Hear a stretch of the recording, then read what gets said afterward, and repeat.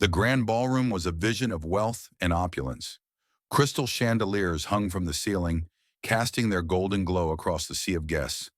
The sound of laughter, clinking glasses, and the soft hum of a string quartet filled the air. It was the perfect wedding. At least that's what everyone thought. But in the midst of this fairy tale, one person stood in stark contrast to the perfection surrounding him. Evan Daniels, the groom, stood at the altar, wearing a tailored tuxedo worth more than some people's entire savings. He was handsome, tall, and confident, everything a billionaire's son should be. But as he looked at his bride-to-be, a woman whose life had been built on hard work, sacrifice, and ambition, there was something he couldn't quite hide: his arrogance. "I still can't believe it," Evan muttered under his breath, his voice low but biting. "How did someone like you end up with someone like me?" His bride, Clara Montgomery, stood at the altar beside him.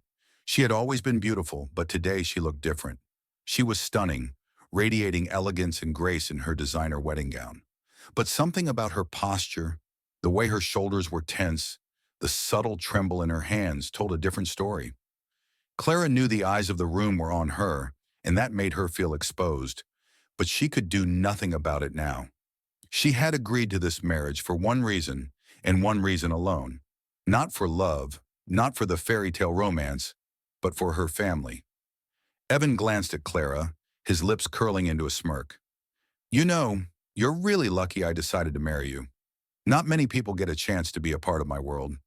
You, of all people, it's almost laughable." Clara's breath caught in her throat. The words stung. She had known Evan's wealth had shaped him into the man he was. She had known that his upbringing had made him believe that people like her, people who didn't grow up with silver spoons in their mouths, were beneath him. But hearing it come out of his mouth, at the altar of their wedding, was something she hadn't prepared for. "Evan, please," Clara whispered, her voice trembling. "Can we just what?" Evan interrupted, cutting her off sharply. "You want to stand there and pretend you're a match for me? I don't think I'll ever understand what someone like you sees in me." He paused, looking at the guests with a look of superiority. "You're out of your league."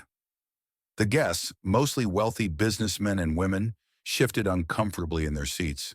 Some exchanged glances, while others nervously sipped their champagne. It wasn't the first time Evan had made a cruel remark, but Clara couldn't help but feel her stomach twist with anxiety. She had been through this before. He always had to remind her of her place. Clara looked down at her hands, which were tightly gripping the delicate lace of her bouquet. She had to get through this. For her family, for her mother's health, for everything her family had sacrificed to get her here. But before she could gather her thoughts, the officiant cleared his throat. "Evan, Clara, if you are ready to continue with your vows, please." Clara tried to steady her breath. She could feel Evan's eyes on her, like an unspoken challenge. But she couldn't falter now. She had made a promise to her mother, and there was no turning back. Her mother's cancer had spread to the final stages, and her father had spent everything they had to get her into the best treatment possible. But the medical bills had been mounting. Her family had borrowed money from people they couldn't pay back.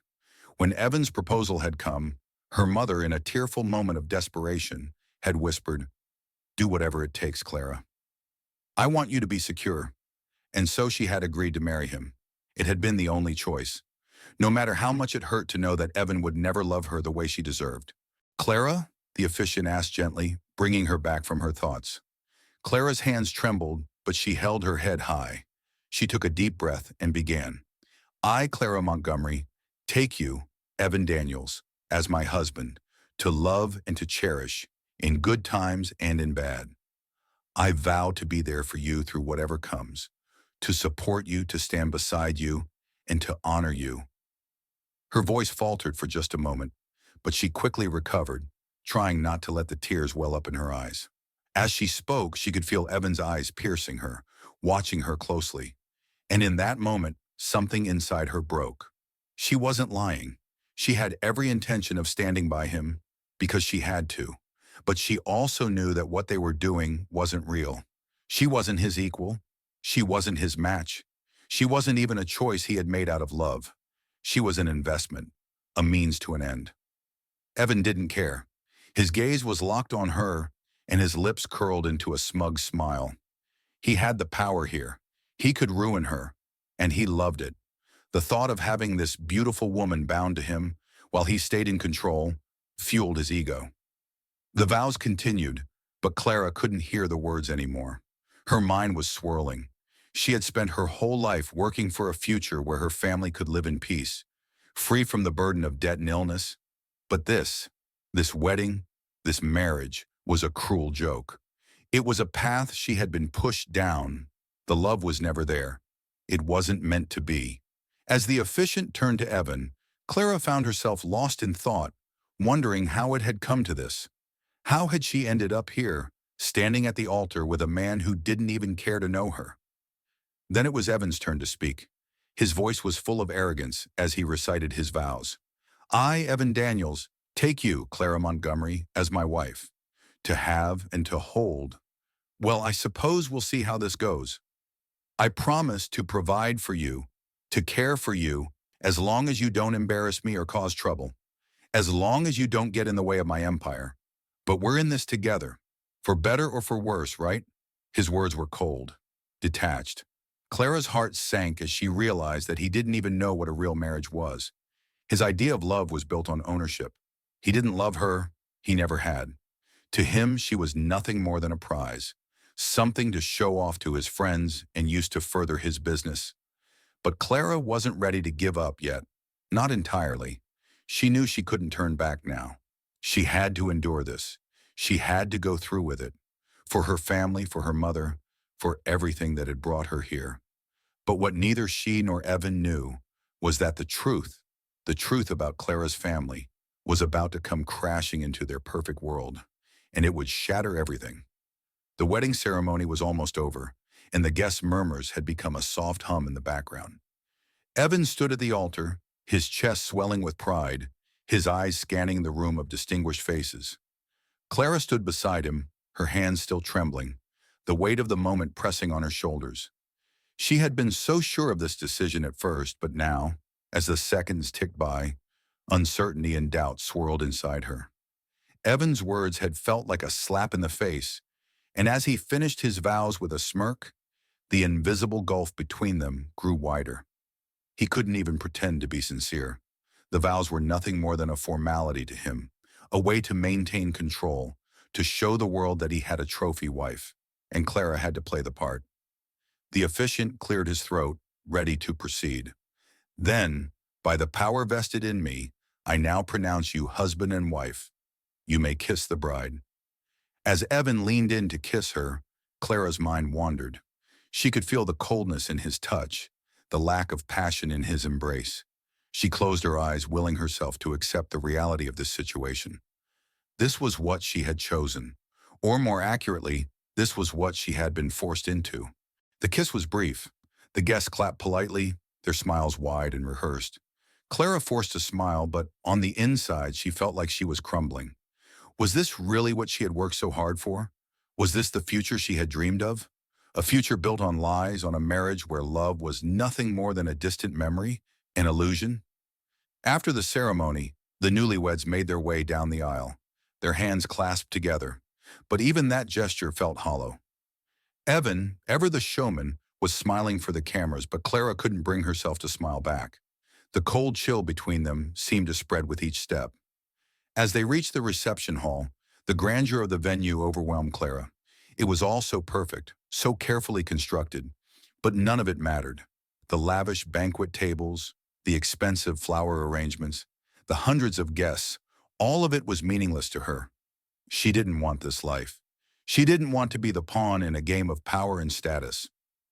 Let's take some pictures, darling, Evan said, his arm slipping around her waist with a forced smile. The press will be here soon. We need to make sure everything is perfect. Clara nodded numbly, allowing him to guide her through the crowd. Her eyes scanned the faces of the guests, wealthy elites, powerful businessmen and socialites, but none of them really saw her.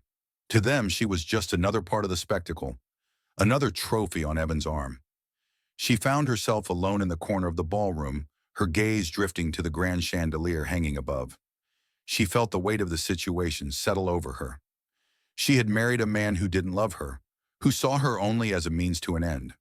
But what hurt the most was that, in a way, she had done the same to him. She had agreed to this marriage not for love, but for the promise of security. Her thoughts were interrupted by a voice she knew all too well. Clara. She turned to see her older brother, Richard, standing at the entrance of the ballroom. His face was full of concern, his brow furrowed. Clara's heart skipped a beat. "Richard," she whispered, her voice barely audible. "What are you doing here?" "I had to see you," Richard said, his voice low. He stepped closer, looking around cautiously. "Is everything okay?" Clara forced a smile, though it didn't reach her eyes. "I'm fine, Richard. Just adjusting." Richard's gaze lingered on her for a moment, and he didn't seem convinced. "You're not happy, are you?" Clara's heart sank. She couldn't lie to him. Not now. "No, Richard, I'm not." He frowned, stepping closer. "I knew this was a bad idea, but I didn't know it would be this bad. You don't have to do this. You know that, right? There's still time." Clara shook her head, her eyes welling with tears. "I don't have a choice. You don't know what it's like. The debt, the bills, Mom's treatment. I had to do this for the family." Richard took her hands in his grip strong and reassuring. "But not like this, Clara. Not at the cost of your happiness. You deserve more than this." Clara swallowed the lump in her throat. "I wish things were different." Before Richard could respond, Evan's voice interrupted them. "Clara, darling, where are you? I've been looking everywhere for you." His tone was sharp, impatient. Clara straightened up, wiping her eyes quickly. Richard noticed the shift in her demeanor, the way she straightened her back as Evan approached. He knew Clara too well to be fooled by her sudden composure. She was playing the part, but only for Evan's sake. "I'm fine, Evan," Clara said, her voice calm but distant. "Just talking to Richard for a moment." Evan didn't respond, his eyes narrowing as he glanced at Richard. "You should get back to your seat. The real guests are waiting for us." Richard stared at Evan for a moment, his face hardening. "You don't deserve her." The words hung in the air for a moment, thick with tension. Evan didn't flinch. Instead, he smirked, the arrogance on his face ever present. "I think I can handle her, Richard. You don't need to worry." Richard opened his mouth to respond, but Clara stepped in.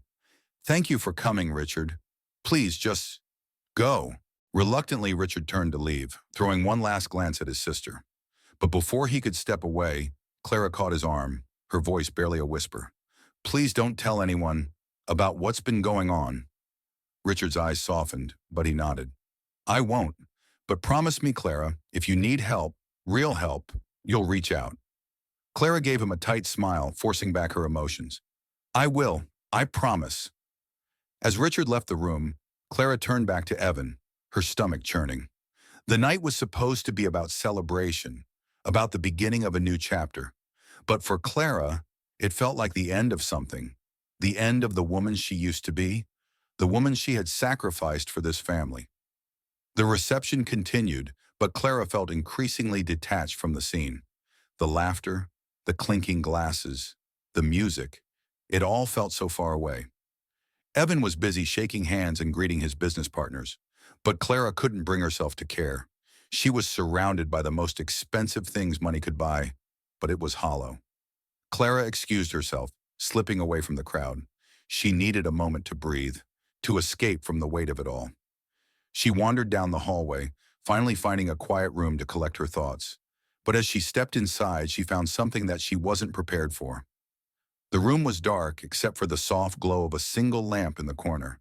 And there, sitting at the desk, was a man Clara had never expected to see, the lawyer who had been handling her family's financial troubles. "Mr. Richardson," Clara said, her voice faltering, "what are you doing here?" He looked up, his face grave. "Clara, I think you need to hear this." The air in the room thickened, and Clara felt the weight of his words before he even spoke them. "It's about your family," he said slowly, his eyes never leaving hers. "There's something you don't know, something about your inheritance. It's complicated." Clara felt her heart race. "What are you talking about?" Before he could answer, Evan's voice called from the door. "Clara?" His tone was sharp, laced with irritation. What are you doing here? You're supposed to be with the guests. Clara turned to face him, her heart pounding in her chest. And then, as if everything had aligned in the most surreal way, Evan stepped into the room, his eyes widening as he saw the lawyer sitting there. You, Evan said, pointing a finger at Mr. Richardson, his voice rising with surprise. You've been hiding this from me, haven't you? Clara's mind raced. What was Evan talking about? What was happening? Mr. Richardson looked up at Evan, his face a picture of confusion. This isn't about you, Evan. This is about Clara's family, and you have no idea what's going on. And just like that, the world Clara had so carefully constructed around herself was about to come crashing down.